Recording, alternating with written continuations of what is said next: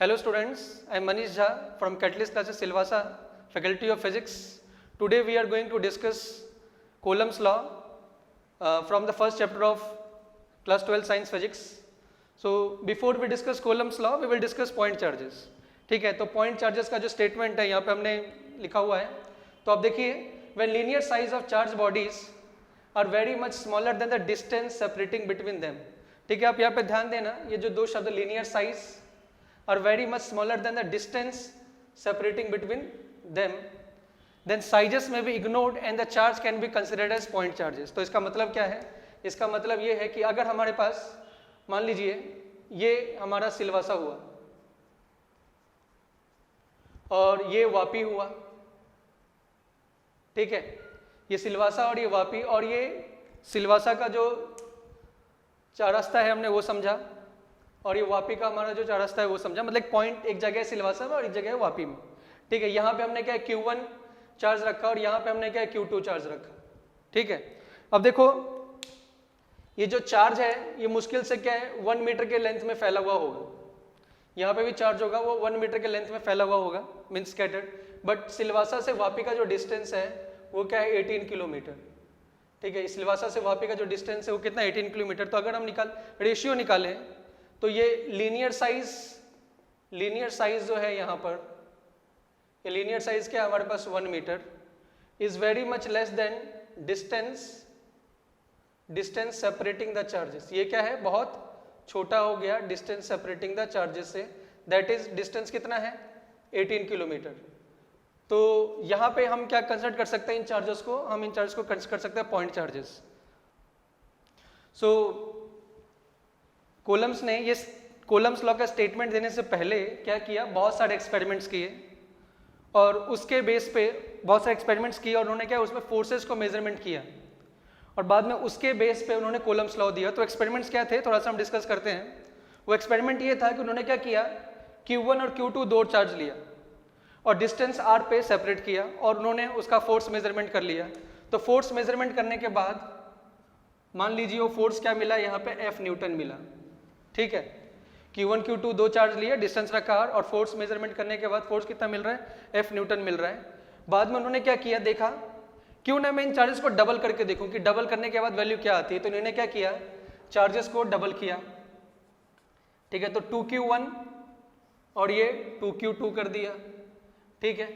फिर देखा कि यहाँ पे जो फोर्स आ रहा है वो क्या आ रहा है, यहाँ पे 4 न्यूटन आ रहा है, 4F न्यूटन आ रहा है।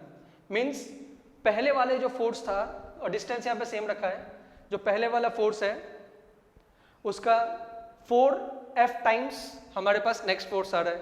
इन्होंने फिर क्या किया कि 3Q1 चार्ज लिया, मीन्स थ्राइस कर दिया, फिर यहाँ पे क्या किया 3Q2 रखा, तो और डिस्टेंस वापस R रखा। अब जो इन्होंने फोर्स मेजरमेंट किया तो ये फोर्स क्या मिला इनको 9F Newton.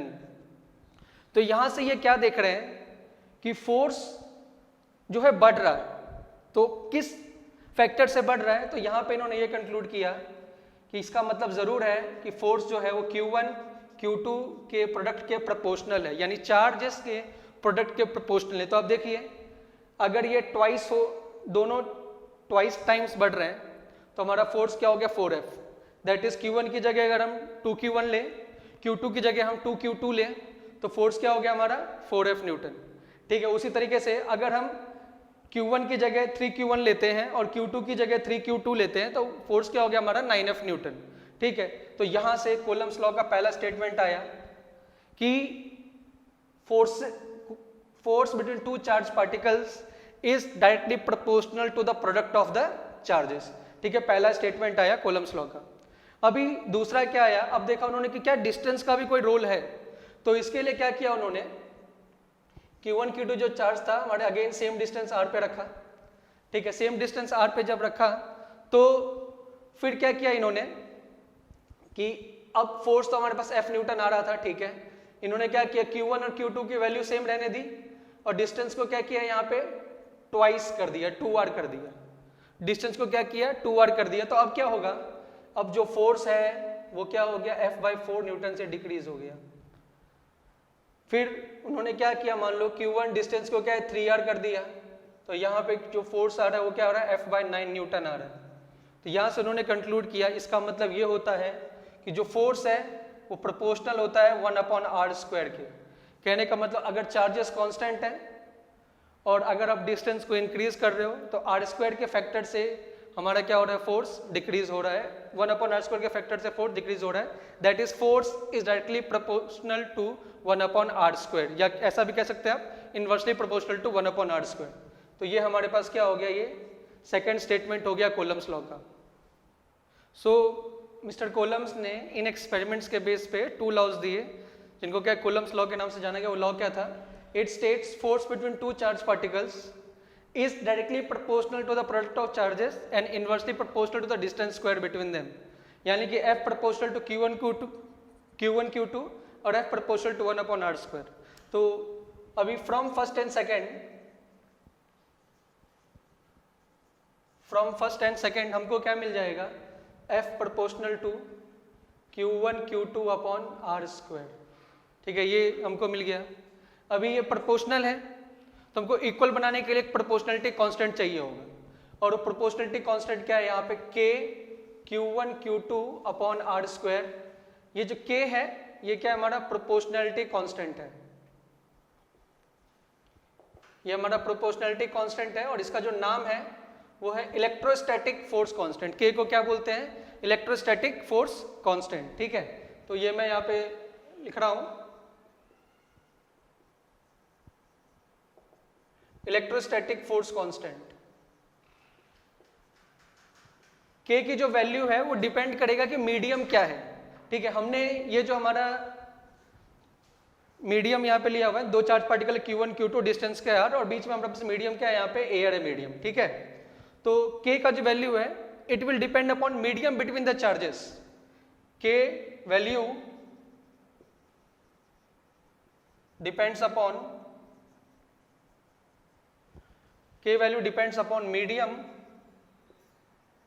medium between the charges।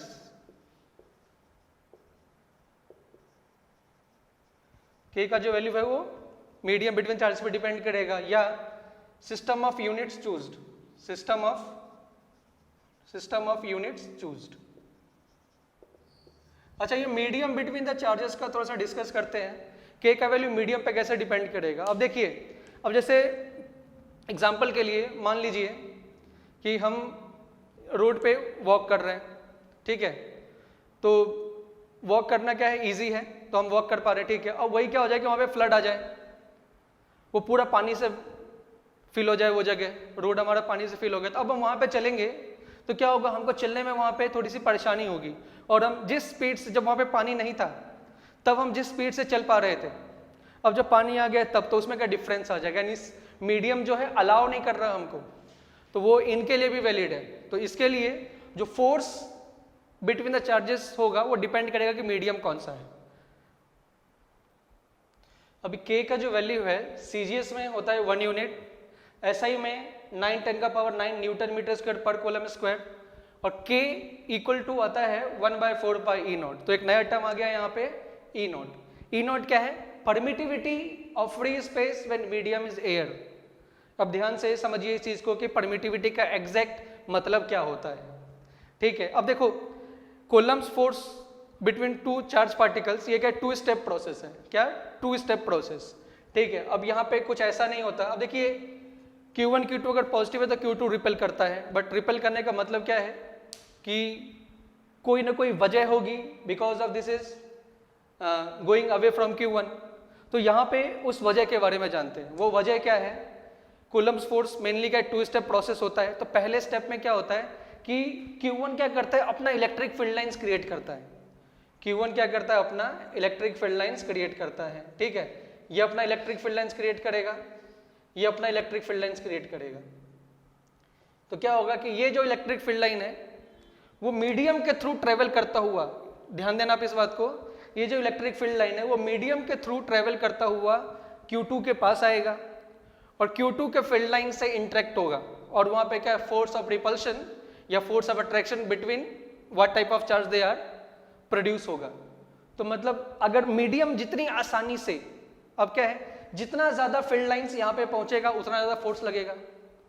ठीक है, या ये कह लो कि जितना मतलब मीडियम रेजिस्टेंस देगा फील्ड लाइंस को, तो मीडियम जितना कम रेजिस्टेंस देगा फील्ड लाइंस को तो फोर्स की वैल्यू उतनी ज्यादा होगी। ठीक है, अगर हम मीडियम लेते हैं air, when medium is air, अगर मीडियम हमारा क्या है, एयर है, ठीक है, तो एयर है तो ई नॉट जो वैल्यू होती है यहाँ पे, उसकी परमिटिविटी जो होती है, ये जो एयर रहेगा तो परमिटिविटी की वैल्यू क्या हो जाएगी, लेस हो जाएगी। अब परमिटिविटी की वैल्यू जब लेस हो गई तो अब फॉर्मूले में देख रहे हो कि जो परमिटिविटी है वो क्या है हमारा अपॉन में है, तो जब ये अपॉन में है तो जब परमिटिविटी की वैल्यू लेस होगी तो क्या होगा, हमारे पास कूलम्ब फोर्स का वैल्यू इंक्रीज होगा। ठीक है, अभी मीडियम को हम चेंज कर देते हैं। ठीक है, मीडियम मान लो हमारा ये Q1 Q2 हो गया और मीडियम हमारा क्या कर देते हैं, एयर, प्लास्टिक, ग्लास, हम कुछ भी यहाँ पे रख सकते हैं।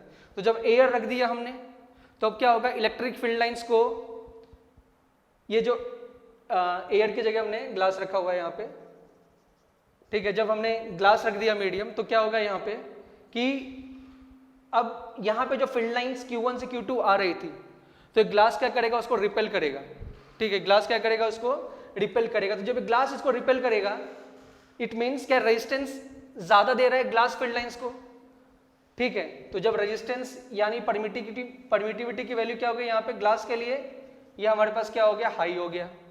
ठीक है, रेजिस्टेंस ज्यादा दे रहा है तो हमारे पास जो कूलम्ब फोर्स है वो क्या हो जाएगा, यहाँ पे कम हो जाएगा। तो ये हमारा फिजिकल मीनिंग हुआ परमिटिविटी ऑफ मीडियम का। तो एग्जैक्टली में परमिटिविटी क्या हो गया, resistance offered by the medium,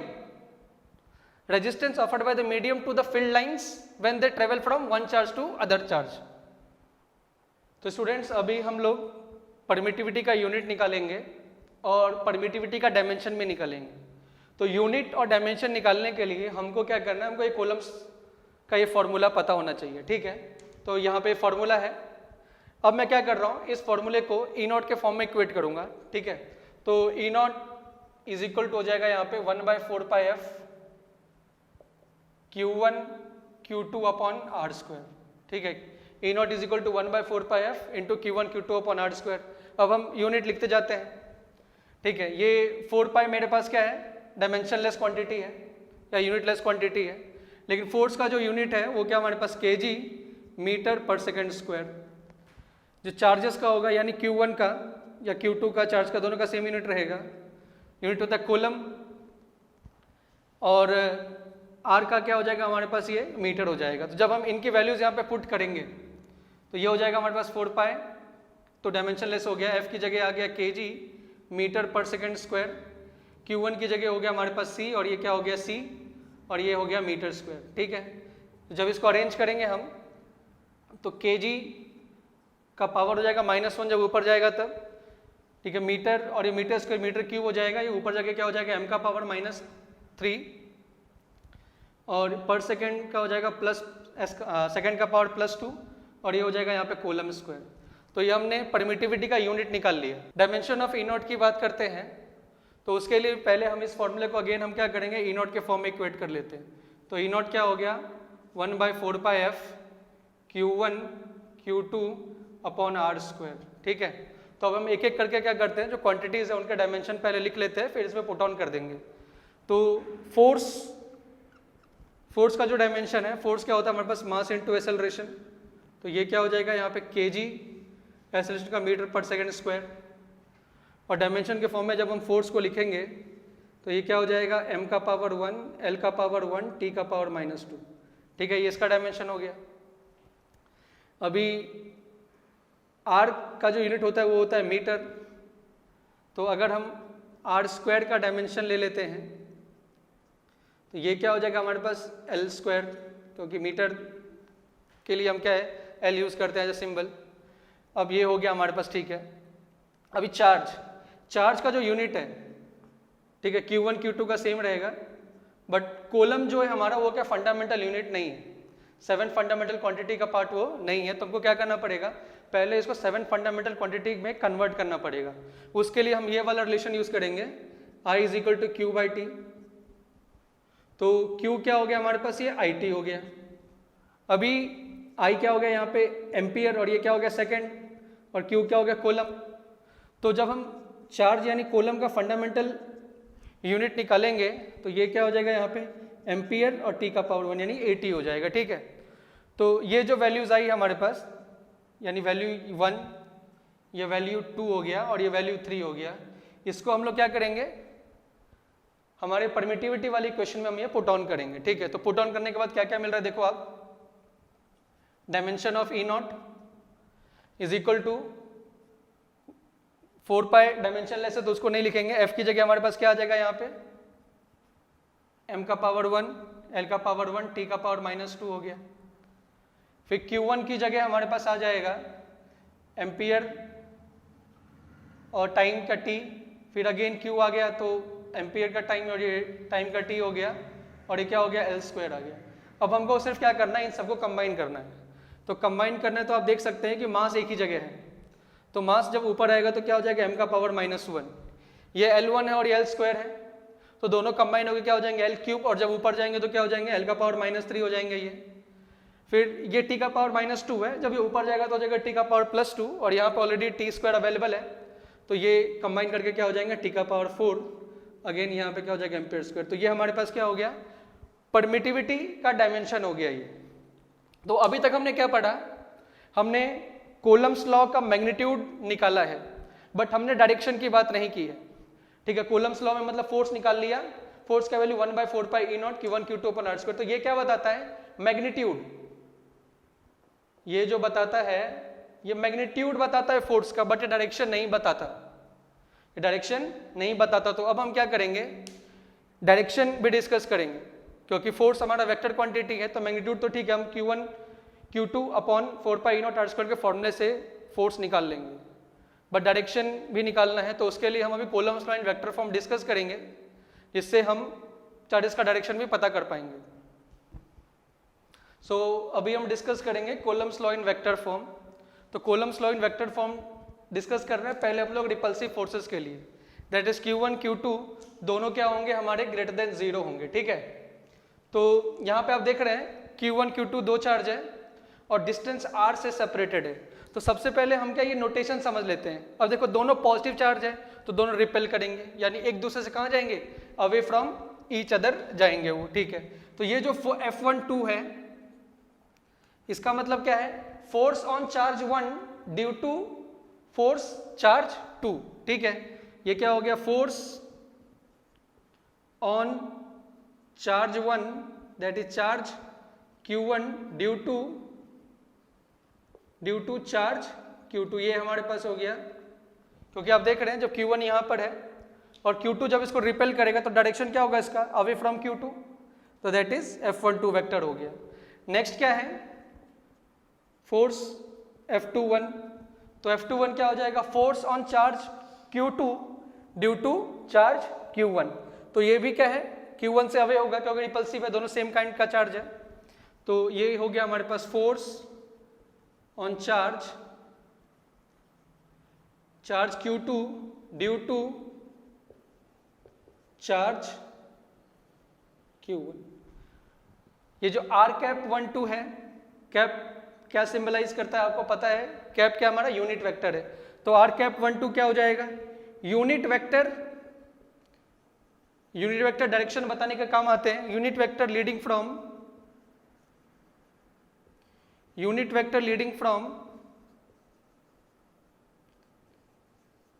vector unit vector leading from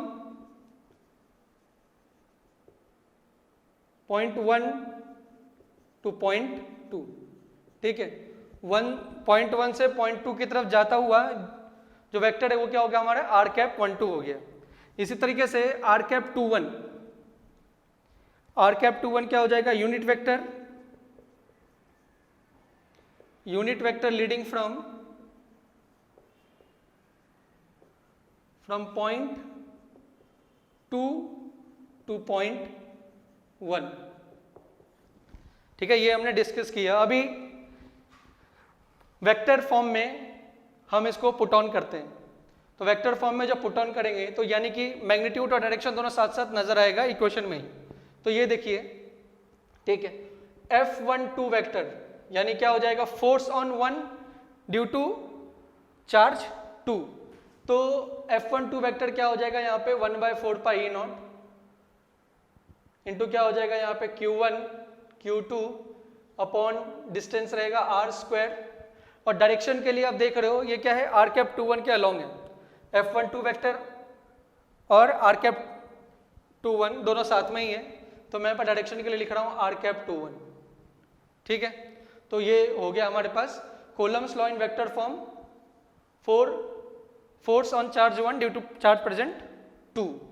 similarly जब हम यहाँ पे F21 लिखेंगे यानी force on 2 due to charge present at 1, तो ये क्या हो जाएगा हमारे पास अगेन 1/4 पाई E0 इंटू क्या हो जाएगा यहाँ पे Q1 Q2 अपॉन r²। और डायरेक्शन जो हो जाएगा वो क्या हो जाएगा r∩12। आप देख सकते हैं यहाँ पे F21 और r∩12 क्या साथ में है, तो यहाँ पे r∩12 डायरेक्शन मेंशन कर रहा है। अभी नेक्स्ट यहाँ पे क्या हो गया हमारे पास आ गया। ठीक है, अभी नेक्स्ट जो है कि यही चीज हम लोग क्या है, अगर रिपल्सिव फोर्सेस रहते हैं यानी Q1 Q2 का जो प्रोडक्ट है वो लेस देन 0 है। ठीक है, अभी हमने रिपल्सिव फोर्सेस के लिए कर लिया Q1 Q2 ग्रेटर देन 0। अभी हम लोग करते हैं अट्रैक्टिव फोर्सेस के लिए। तो सबसे पहला ये अट्रैक्टिव फोर्सेस कब होंगे, कंडीशन क्या है अट्रैक्टिव फोर्सेस डेवलप होने का। तो अट्रैक्टिव फोर्सेस कब डेवलप होंगे, जब Q1 Q2 का प्रोडक्ट हमारा क्या होगा, ये लेस देन 0 होगा। Q1 Q2 का प्रोडक्ट क्या होगा हमारा, लेस देन 0 होगा। लेस देन 0 कब होगा, जब एक क्या होगा प्लस, एक क्या होगा माइनस। ठीक है, तो उस टाइम चार्ज के बीच में क्या अट्रैक्टिव फोर्सेस डेवलप होगा। तो उस time coulombs law in vector form देखिए, ये मेरे पास Q1 हो गया, ये हमारे पास क्या हो गया Q2 हो गया। ठीक है, अगेन ये लाइन ज्वाइनिंग द चार्जेस हो गया। ठीक है, दोनों के बीच का डिस्टेंस हमने सेम रखा है, चार्ज r ही रखा है।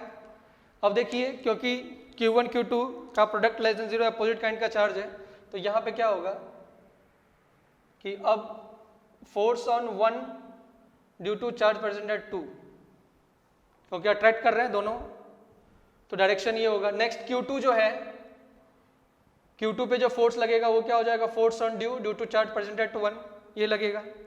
अगेन हमारे पास जो वेक्टर है आप देख रहे हैं ये r∩12 unit vector leading from 1 to 2, और ये क्या हो जाएगा यहाँ पे r∩21 unit vector leading from 2 to 1।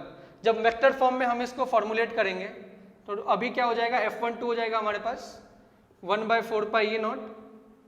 ठीक है, Q1 Q2 upon again r², but direction यहाँ पे क्या हो जाएगा r∩12। अभी ये दोनों साथ में है।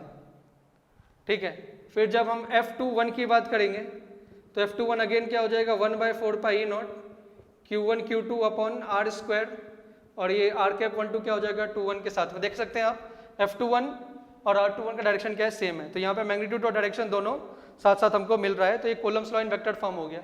अभी इसमें से कुछ चीज़ें कंक्लूड करते हैं, जैसे कि आप देख रहे हैं कि r∩12 is equal and opposite to r∩21। अब दोनों यूनिट वेक्टर है तो दोनों का मैग्नीट्यूड क्या होगा, 1 होगा, बट डायरेक्शन जो है दोनों का वो क्या है, एग्जैक्टली अपोजिट है। ठीक है, तो इसको हम लोग नाम दे देते हैं इक्वेशन 1, इक्वेशन 2, और ठीक है ये इक्वेशन 1 इक्वेशन 2 नाम दे दिया। और हमको ये पता है कि r∩12 is negative of r∩21 यानी अपोजिट डायरेक्शन में है। तो फ्रॉम 1 and 2 जब आप इन दोनों फॉर्मूले के देखोगे आप, तो आपको क्या दिखेगा कि मैग्नीट्यूड तो सेम है ना, ये वाला क्वांटिटी दोनों में है तो सेम हो गया। ये सिर्फ फर्क किसका है, F1 इन दोनों के डायरेक्शंस का फर्क है, यानी F12 जो हो गया वो क्या हो गया, negative of F21। It means what, it means ये कि charges always exert equal and opposite forces on each other, यानी अगर एक दोनों का जो फोर्स लगा रहा है, Q1 जो Q2 पे फोर्स लगा रहा है और Q2 जो Q1 पे फोर्स लगा रहा है, उसका मैग्नीट्यूड क्या है, सेम है, बट डायरेक्शन क्या है, अपोजिट है। बट डायरेक्शन क्या है, अपोजिट है। तो हम क्या करते हैं यहाँ पे, so we conclude that charges exerts equal and opposite equal and opposite force on each other. ठीक है, ये पहला कंक्लूजन हो गया हमारे पास कि चार्जेस जो हैं वो एक दूसरे पे इक्वल एंड अपोजिट फोर्स लगाते हैं। एक दूसरा कंक्लूजन भी है, हम कोलम्स फोर्स को क्या है, हम सेंट्रल फोर्सेस भी कहते हैं। हम सेंट्रल फोर्सेस इसलिए कहते हैं क्योंकि ये हमेशा जो कोलम्स फोर्स होते हैं वो लाइन जॉइनिंग द चार्जेस पे ही एक्ट होते हैं। आप देख रहे हैं यहाँ पे they are always acting along. ठीक है, Q1 Q2 आप लाइन खींच दीजिए, एक्सटेंड कीजिए, ये जो फोर्स आपके डेवलप होंगे ये कहीं भी नहीं चले जाएंगे। ऐसा नहीं कि यहाँ से इधर चले जाएंगे या इधर चले जाएंगे, ये हमेशा कहाँ एक्ट होंगे, लाइन जॉइनिंग द चार्जेस के साथ। तो इसलिए हम इसको क्या बोलते हैं, सेंट्रल फोर्सेस भी कहते हैं। As Coulomb's force are acting as Coulomb's force are acting along the line joining the charges,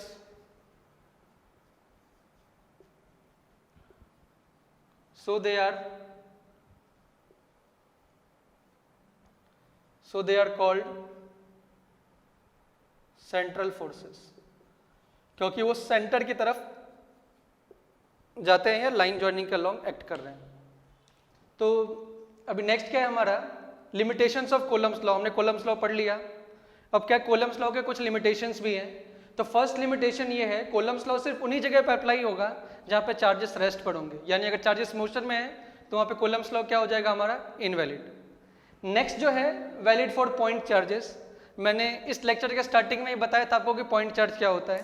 when linear size of charge particle is very much less than distance separating the charges then they are termed as point charges, यानी सिर्फ point charge के लिए applicable होगा। यानी अगर scattered charges है तो वहाँ पे रिजल्ट हमारा एक्यूरेट नहीं होगा। बट हम क्लास 12 फिजिक्स में हम ये मान के चलते हैं कि चार्जेस क्या है, हमारे पॉइंट चार्जेस ही हैं। Charges separation must be greater than nuclear size 10⁻⁻15 metre, because for distances less than 10⁻⁻15 meter what happens, the strong nuclear force dominates over Coulomb's force। तो आप लोगों को पता है कि अगर डिस्टेंसेस क्या हो जाए 10⁻⁻15 मीटर से छोटा हो जाए तो वहाँ पे क्या होगा कि जो चार्जेस के बीच में जो न्यूक्लियर फोर्स है वो आ जाएगा। और न्यूक्लियर फोर्स क्या होता है हमारा, strongest force in nature, class 11 की फिजिक्स में आप लोगों ने पढ़ा हुआ है।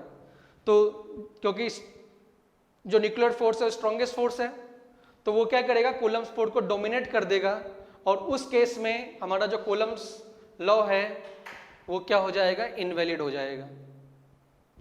सो अभी हम डिस्कस करेंगे डेफिनेशन ऑफ वन कूलम, कि अगर एग्जाम में आ जाता है डिफाइन वन कूलम तो हम कैसे लिखेंगे, ठीक है, और चार्ज का यूनिट क्या होगा। तो सबसे पहले देखिए हमारे पास फोर्स का जो फॉर्मूला है वो क्या, F = K Q1 Q2/r² है। ठीक है, तो हम क्या करते हैं, हम दो चार्ज लेते हैं जिसका मैग्नीट्यूड क्या है, बराबर हो, दैट इज Q1 Q2, मान लीजिए क्या Q है, तो ठीक है Q ले लिया हमने, और डिस्टेंस क्या रखा यहाँ पे 1 मीटर का डिस्टेंस रखा। ठीक है, अब ये दोनों चार्जेस मान लेते हैं कि फोर्स कितना एक्सपीरियंस कर रहे हैं, 9 न्यूटन एक्सपीरियंस कर रहे हैं, और K का वैल्यू भी हमने पहले आपको बता ही दिया है कि K का वैल्यू क्या होता है, 9 होता है। तो हम जब इन वैल्यूज को हमारे कूलम्स फोर्स के फॉर्मूले में पुट ऑन करेंगे तो क्या होगा, 9 × 10⁻⁹ इक्वल टू 9 × 10⁻⁹, Q1 की जगह Q आ गया, Q2 की जगह Q आ गया, और डिस्टेंस की जगह क्या हो गया, 1² आ गया। तो Q² इक्वल टू क्या हो गया, 1, दैट इज Q क्या हो गया, +-1 कूलम। यानी तो ऐसा यूनिट में 1 कूलम कितना चार्ज होगा, when 2 charges having equal magnitudes are separated by a distance of 1 metre. ठीक है, at that time if they are experiencing a force 9 Newton, then the force will be either +1 coulomb और -1 coulomb. ठीक है, तो ये हमारे पास क्या हो गया, डेफिनेशन ऑफ 1 कूलम। तो एग्जाम में अगर क्वेश्चन आता है डिफाइन 1 कूलम तो आपको ये स्टेटमेंट लिखना है, ना कि आप जो 10th में पढ़े थे, that is I = Q/2। I = Q/2 अपने क्लास 10 में पढ़ा हुआ है कि अगर 1 एम्पियर का करंट फ्लो हो रहा है हर सेकेंड में तो चार्ज क्या हो जाएगा यहाँ पे 1 कूलम। आपको ये नहीं लिखना है, आपको ये वाला लिखना है। ठीक है, तो CGS unit of charge is electrostatic unit denote करेंगे ESU से, या आप ये कह लो स्टैट कूलम भी हमारा क्या CGS यूनिट है, दोनों नाम एक ही है। एक इलेक्ट्रॉन पे जो चार्ज होता है CGS यूनिट में वो 4.8 10⁻⁻10 स्टैट कूलम का चार्ज होता है। SI में क्या है 1.6 10⁻⁻19 coulomb is equal to 4.8 10⁻⁻10 electrostatic unit हो गया यहाँ पे। तो 1 कूलम एड ने दिया और 1.6 10⁻⁻19 को नीचे शिफ्ट कर लिया। तो जब हम इसको डिवाइड करेंगे तो क्या आ जाएगा 1 coulomb is equal to 3 × 10⁹ stat coulomb. तो स्टूडेंट्स नेक्स्ट क्लास में हम लोग डाइलेक्ट्रिक कांस्टेंट, सुपरपोजिशन प्रिंसिपल और जो कूलम्स लॉ हमने आज पढ़ा इन सब पे क्या न्यूमेरिकल्स बेस्ड क्लास होगा। So thank you for watching.